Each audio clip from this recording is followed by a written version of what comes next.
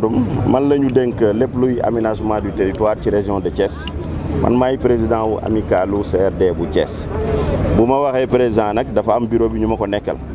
Tous les collègues sont là et l'amicale est là pour rassembler tous ces collègues là bon maa ngi wax wolof l'amicale li ko tax a jóg mooy mu boole ñëpp ñu bokk ndey bokk baay ndaxte ku nekk da nga jógee si fenn ñii Casamance ñii Saint-Louis ñii Saloum et cetera yàlla def ñu dajaloo fi tey pour servir Thiès waaye servir Thiès warul yem kese ci bu ñu gouverneur wooyee wala préfet wooñu wala benn partenaire wooñu ñu dajaloo waxtaan ku nekk ñibbi dafa war a yem ci ku nekk xam kan mooy kan ndaxte bu moment yu bànneex amee ñu bokk ko su moment wu naqar amee ñu bokk ko suñu affecté nit ñu taxawu ko lu waay nekk ñu xam ko parce que ñun famille lañ pour le moment nii looloo taxoon nag tey ginnaaw bi ñu organiser arbre de Noël ci mois de janvier bi nga xam ne xale yi taxoon ñu jóg ko bii paa nag ñu organiser mag ñi def randonnée bi nag tey dox nañ 5,300 mètres donc 5,3 on va dire kilomètres moom lañ dox tey gis ngeen tronçon bi ni mu guddee waaye fépp fu ñu aw rek service bu ñu romb rek dinañ wax service lu muy jëriñ ci Thiès waaye bu ñu rombee benn patrimoine lieu mythique aussi pour Thiès dinañ wax lieu boobu li mu représenté ci Thiès donc randonnée bi looloo ko taxoon jóg di leen gërëm yéen ñëpp di gërëm presse bi di gërëm partenaires yi si jàpp di gërëm force de sécurité bi nga xam ne jàpp nañ ci di gërëm aussi la SONAGED di gërëm aussi l'autorité l'exécutif local muy monsieur Oumar Mamadou Baldé ndaxte feccu liir aussi bu neexee yaay jaatee si mbagg ba lii moom moo ñu ko faciliter moom moo ñu ko yombal su waxoon du am waaye moo ñu autorisé moo tax ñu nekk fii. ñëw ànd ak ñun ñu dox ci tali yu région bu ci tali ville bu Thiès kon sentiment de satisfaction lañ si mën a am day wone rek ne au-delà de li nga xam ne indi nañu fi mooy ñu war a liggéeyal waa doomu Thiès. am na cohésion suñu biir te ay mbokk lañ mujj doon mbokk jooju nag li koy matérialiser tey mooy amicale bi nga xam ne teg nañu ko ba nga xamante ne nii rapport yi dafay gën a rattax collaboration bi gën a rafet entre chef de service yi ñu dem sax ba suñu ay njaboot di xamante te loolu dafa am solo torop day wane ne vraiment à Thiès quand même l'administration est unie benn lañ te lépp lu nga xamante ne nii en tout cas war nañ ko taxawee war nañ ko doxee pour fexe ba li nga xamante ne nii moom mooy mise en œuvre politique publique yi ci région bi war a mën a dox dool lañ ci loolu la ñu nekk loolu moo taxoon tey président bi décidé woon ak bureau beeg chef de service yi organiser randonnée bii nii pour gën a mën a gagner pour gën a mën a jege population yi waaye tamit ci biir randonnée bi seetlu ngeen ne service bu ñu romb rek dinañ ne fii mooy service tel di yëg li moom mooy seeni ay mission ba nga xamante ne population yi lépp luñ soxla dinañ mën a xam fan la féetee te danañ mën a xam tamit ban service moom moo leen koy jox.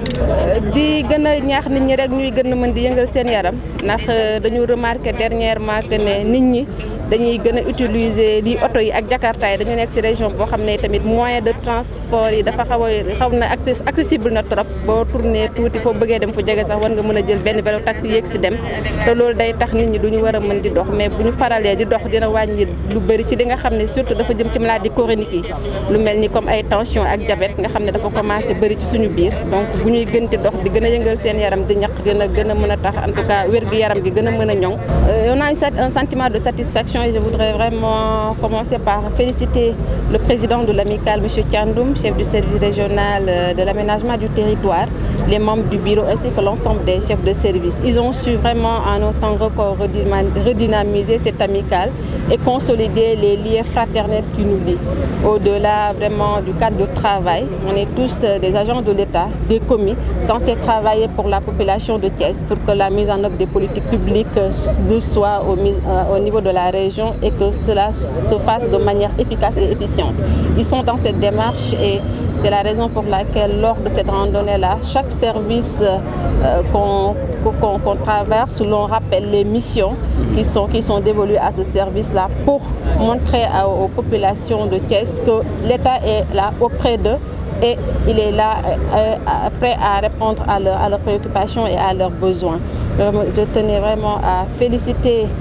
les acteurs de la région, féliciter les chefs de service pour leur engagement, mais aussi leur dévouement pour la cause commune que nous partageons, c'est-à-dire servir les populations de Thiès. Et je voudrais aussi féliciter le président de l'amicale pour la bonne mobilisation. On a eu la présence de l'ensemble des amicales sœurs, que ce soit l'ensemble des amicales des comités départementaux de développement, ils sont là, Tivaouane, Mbour et Thiès, ils sont venus communier avec nous. La Ligue régionale de randonnée aussi est avec nous. Les éléments de la Croix-Rouge nous ont accompagnés. Les forces de sécurité et de défense aussi ont vraiment mobilisé, que ce soit le commandement de la zone militaire, la Légion de gendarmerie de Thiès, ainsi que le commissariat central de Thiès qui a eu à couvrir à faire la couverture sécuritaire.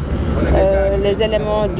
du groupement d'incendie et de secours aussi ont été avec nous. Et pour couronner le tout, la coordination régionale de la SONAGED nous ont accompagnés pour qu'ils puissent vraiment procéder au ramassage des bouteilles pour ne pas salir l'environnement dans lequel nous évoluons. Vous avez lancé un message fort pour la santé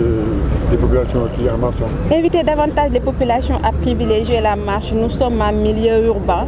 avec des moyens de transport vraiment à portée, que ce soit le transport en commun ou les vélos-taxis, ce qui fait que les gens sont beaucoup plus aujourd'hui prompts à prendre le véhicule ou le vélo-taxi pour se déplacer, même si c'est des déplacements de courte durée. Mais s'ils privilégient la marche, ça pourra davantage nous aider à combattre les maladies chroniques qu'on a au niveau de la région, notamment le diabète, l'hypertension artérielle, mais même l'obésité. Vraiment inviter ces populations-là. On a un beau cadre de vie. Thiès, avec ses rails, c'est une région mythique et c'est une région qui est ombragée, donc favorable à la marche, et nous les invitons davantage à pratiquer ce sport-là pour pouvoir maintenir leur santé et pouvoir être en bonne forme. Merci. C'est bon?